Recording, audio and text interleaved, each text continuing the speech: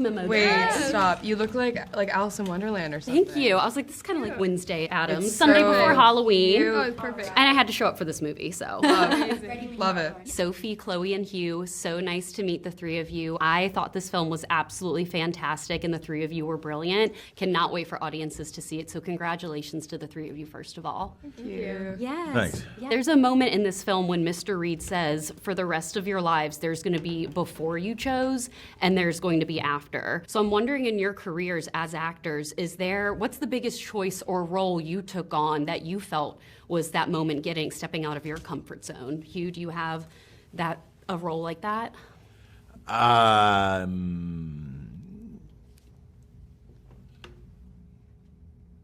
Yes. There was one where I thought, always, I don't know about you girls, but when you accept a film, very often you think, I don't know how to play it, but I trust that I will work it out.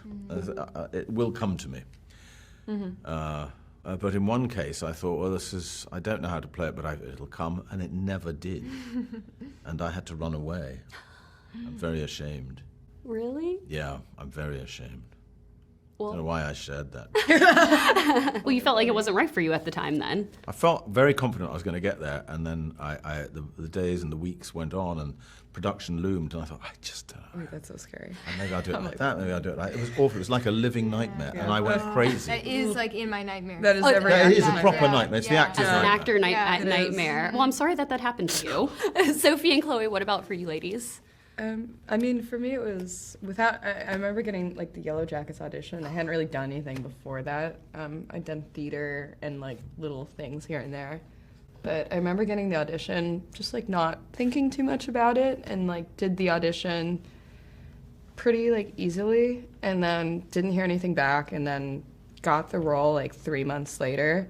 And like had forgotten about it because I was at the time just doing like audition after audition after audition, just like, thought that nothing happened with it. But yeah, I think like doing that was a good, and like being next to Juliet really forced me to like, you know, like be a better performer and, you know, like own my craft really. Yeah, I mean, Yellowjackets is an incredible series. Thank you. Absolutely incredible as Natalie. What about for you, Chloe?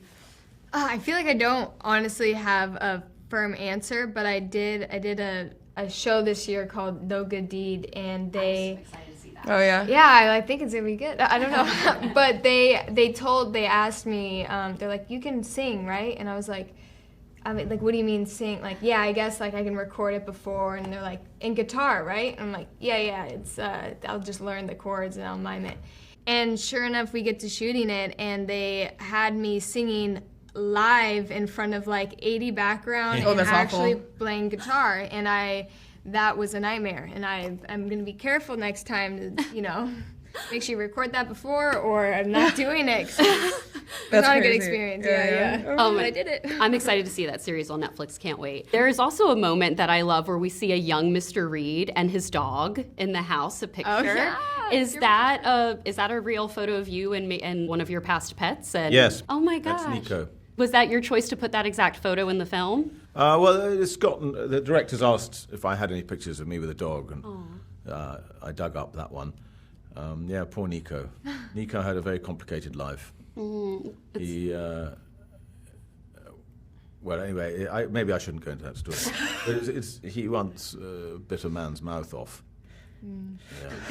Oh my gosh! Yeah, I know. I mean, it's an incredible moment to see your character in kind of like that younger version of the self. Hugh, I've loved so many of the roles that you've done in recent years. This one might be my favorite, but I'm also obsessed with Fletcher in The Gentleman. I loved you in The Undoing with Nicole. Do you feel like there's a particular genre that you thrive in as an actor, or a genre that you maybe even want to explore more? Well, I'm not sure that there's a particular genre, but I am increasingly drawn to seedy, shabby, narcissistic weirdos.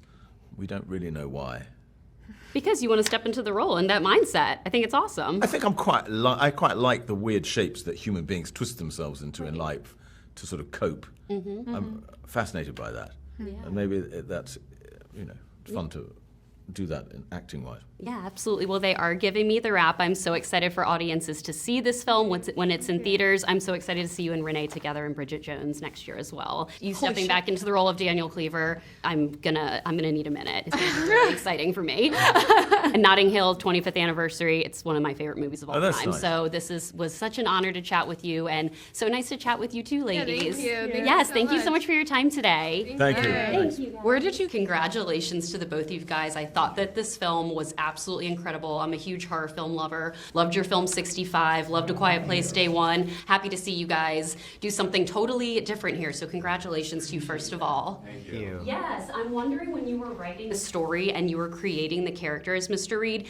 did you always picture Hugh Grant in the role? Did you write the role for him? How did all that work? I wish we had that foresight to say we did. No, we wrote it, and when it came time to cast, we were a little scared because we needed to hit a lot of boxes. Like, we needed to make sure someone had charm, wit, intellect, but also had a sense of danger.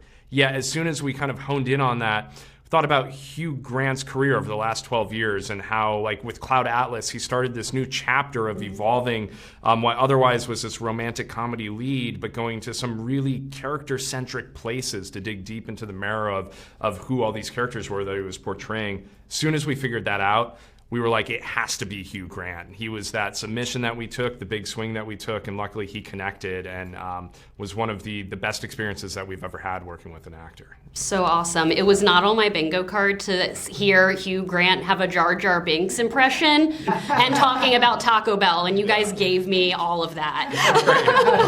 How did the Jar Jar Binks impression kind of end up in the film? Was that in the script? Are you guys like a huge fan of that character in the Star Wars universe? Come on, we all love Jar Jar, but I mean, like we're trying to take these kind of very high cerebral kind of concepts and make them digestible. And Hugh's process is so rigorous that he studies every single line of the script, and we laugh because we're like, he probably had never seen Star Wars Episode 1 before, but for this role, he had to watch that movie and study Jar Jar Binks so that he could impersonate him perfectly. Are you serious? He's that detailed of an actor. It's amazing. Oh my God, incredible. The production design and the sets just looked amazing. I feel like I love how the story was moving forward by the girls, the sisters keeping opening the doors. Just all looked amazing. Yeah, well, thank you for saying that. Phil Messina, our production designer, whose career ranges from working with Steven Soderbergh to The Hunger Games and Darren Aronofsky's mother. Like, he's such a genius in terms of figuring out, like, what is character forward. Like, this house that Reed ostensibly has designed, it needs to come from him. So all the little intricate details and rooms flowing from one to another were really important to layer. We were starting off with a room that felt a little more innocuous, but the deeper into the house you got, the more raw, the more sinister that it really felt. That's the perfect way to put it. Everything seems fine, blueberry pie, and then it becomes crazy. I love the conversations about, like, the reiterations of things and how there's always an original, but then, there's always remakes that add a little bit more flavor. Do you guys have a favorite, like, song or book or film that was maybe like a remake or a reiteration of something? Yeah, I mean, Bittersweet Symphony by The Verve and how that was taken from the Rolling Stones and the lawsuits that prevailed off of that. But I can't get enough of that song. I just love what they did with that one. That's one of my favorite songs. Oh my God.